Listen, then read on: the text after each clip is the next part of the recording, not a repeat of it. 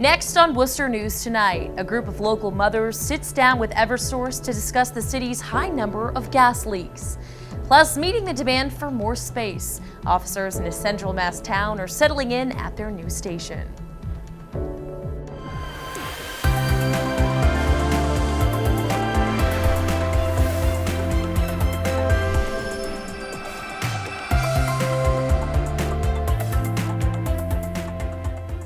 Good evening and thank you for joining us. I'm Anna Botari. We begin tonight with an update to a story we brought to you on Monday. Local group Mothers Out Front had the opportunity to sit down with gas utility Eversource to discuss leaks in the city. Earlier this week, the group expressed concerns over the health impacts gas may be having on local children, particularly those with asthma. Our Cam Jandro is live in the city tonight with more. Cam? Anna, Doherty High School is one of the schools directly impacted by these gas leaks. Now, the question is not only what is this gas doing to the environment, but what is it doing to the students and their breathing? Worcester is already the 12th worst city nationwide to live in if you have asthma, and the particles in gas can only make that worse. These are some of the issues that Mothers Out Front brought to Eversource earlier today. After taking their issue to city councilors, the group Mothers Out Front met with utility company Eversource. And for me, there's also a bigger picture, which is about climate and about ensuring clean air and a livable future for our kids. The group shared their concerns about how students and the environment are being impacted. An independent survey identified almost 900 unrepaired gas leaks citywide. Eversource's president of gas business, Bill Ackley, says there is a common factor behind most of the city's leaks. Legacy infrastructure, cast iron, unprotected steel, installed in the late 1800s, early 1900s. That predominantly is the driver of the leaks. A total of 7 schools, including 5 Worcester public schools, have recently experienced leaks on their property. Eversource says they have already begun working at 2 of those locations. We said looking at the remaining leaks, we would be working towards getting those done before the fall school semester starts. Patricia Kirkpatrick, Galen Moore, and Wahia Hicks all attended Wednesday's closed-door meeting. The mothers say they're encouraged Eversource will keep their word. They knew we came in to play hardball, and they know as mothers we're not going to back down.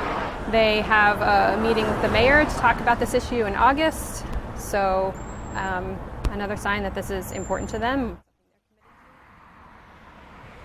Now, Chandler Elementary School as well as Rice Square Elementary School are the 2 schools that already had their leaks repaired. Eversource says this is a high priority for them, barring any sort of unforeseen circumstances. We're live in Worcester tonight. I'm Cam Jandro. Anna, back to you. Thanks, Cam. Well, AAA Northeast of Central Massachusetts is weighing in on safety when it comes to traveling to the Dominican Republic. According to the U.S. State Department, there have been at least 9 American deaths on the island nation over the last year. But officials there and here have said the deaths are not connected. AAA spokesperson Mark Shieldrop says they've seen trip cancellations, and if you're traveling there, it's important to be alert and vigilant. Don't display wealth, stay in urban areas, follow the advice of your tour guides, of the people who run the resort you're staying at, and don't do anything that makes you feel uncomfortable. You should be okay as long as you follow those guidelines. Shieldrop says people traveling to the DR may want to consider registering with the Smart Traveler Enrollment Program, which helps the State Department or embassy locate you more easily or notify you if there are any situations going on while you're there. Well, we'll soon know the verdict in the Blackstone House of Horrors murder trial. The judge announced she'll deliver it on Thursday morning. There was no jury in this case, so the judge will announce the verdict tomorrow at 11 a.m. Police found 3 dead infants in Erica Murray's trash-infested Blackstone home in 2014. Prosecutors argue Murray should be convicted of second-degree murder, but her defense argues she's mentally ill. We're learning new details tonight in the death of Worcester firefighter Christopher Roy. A search warrant affidavit reveals what investigators found inside the basement of the Lowell Street home. Firefighter Roy died in the line of duty last December. The unsealed affidavit shows firefighters discovered a plastic container in the basement next to a water heater not in service. A Worcester police detective wrote in the affidavit the water heater had a fire pattern consistent with a fire originating in a plastic container.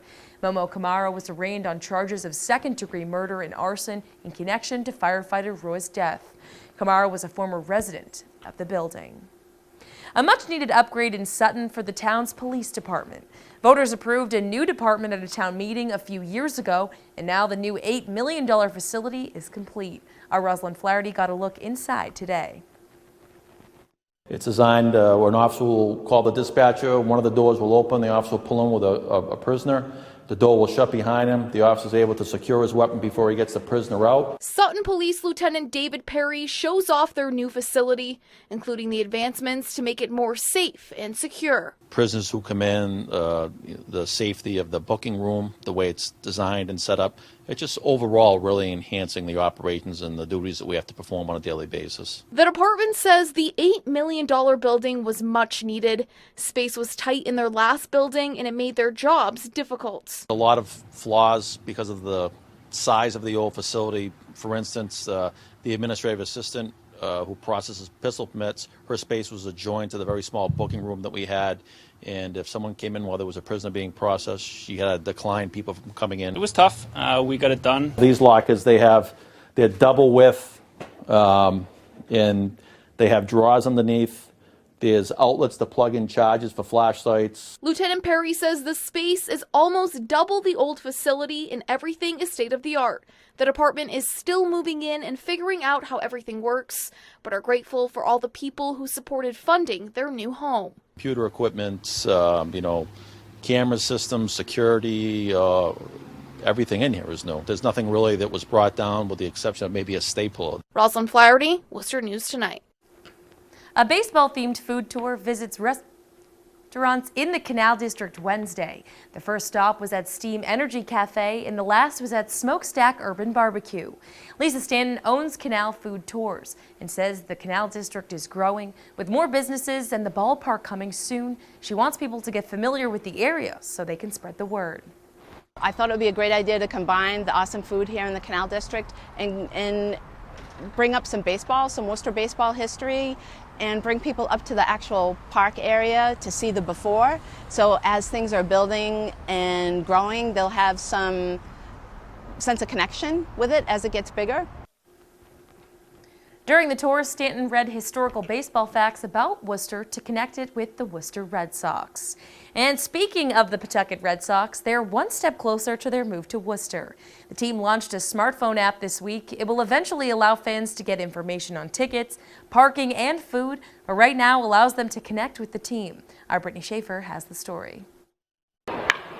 The Worcester Red Sox will play ball in the city in 22 months. The team launched an app this week to get their fans ready well before opening day. So much of what we do will be digital. We want to have the most technologically savvy ballpark in all of baseball. So this is the latest step. It really allows us to engage with our fans, sort of download all types of great content here these next few years and be ready for April 2021 when it comes here. The app allows fans to connect with the team, download content, and in the future, buy tickets. Pawtucket Red Sox Vice President Dan Ray says they want fans to have a welcoming and unique experience. There'll be a lot of different features that I think people find enticing and interesting and really allow them to engage with the team and with our personalities. The app is a great example of how they're really trying to rethink the fan experience, and the fan experience really starts from the moment that you buy your tickets and maybe reserve your parking and even order the food that you want to have once you get to your seat. Not just going to be another ballpark and it's cool, but it's the same as any other ballpark. This is going to be different. This is going to be unique.